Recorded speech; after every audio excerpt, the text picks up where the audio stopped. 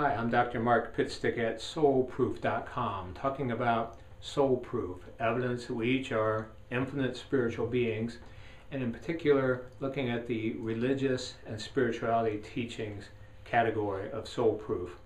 Talking now about heaven and hell. What are they? The concepts certainly vary.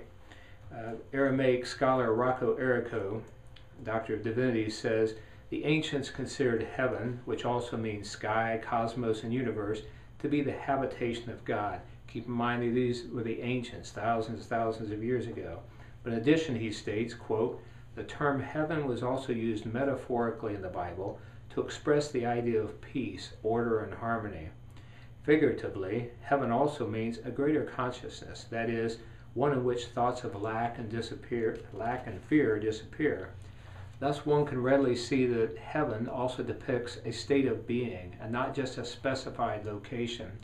So it's important to realize that different languages have different meanings. We get used to it in our own language, where one word can mean several things, but it was the same for languages that form the basis for our current religious and spiritual beliefs, and certainly the case for Aramaic.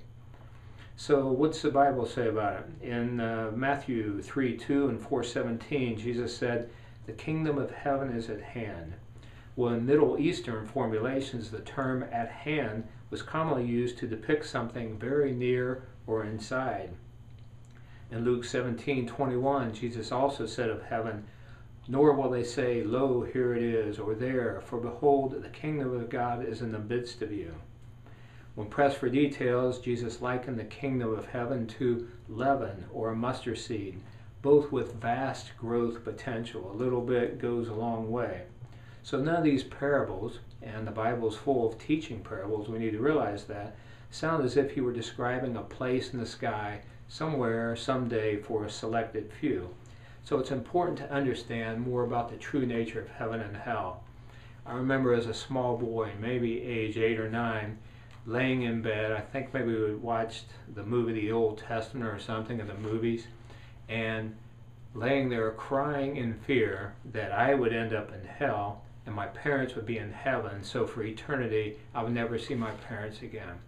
Well, how many other children have likewise been scared to death by the concept of hell, and it keeps them from fully having a relationship with the Creator and fully opening to life. And the time for that is certainly over. The time for that fear, it's been long enough.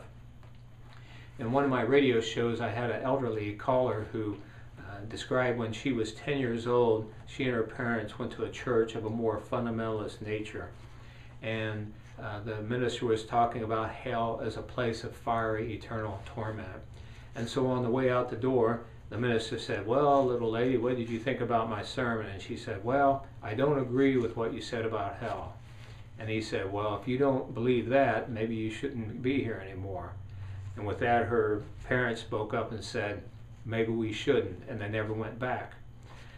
Well, thank goodness for her. And so she grew up then, trusting her own heart, trusting her own mind, because she was supported by her parents.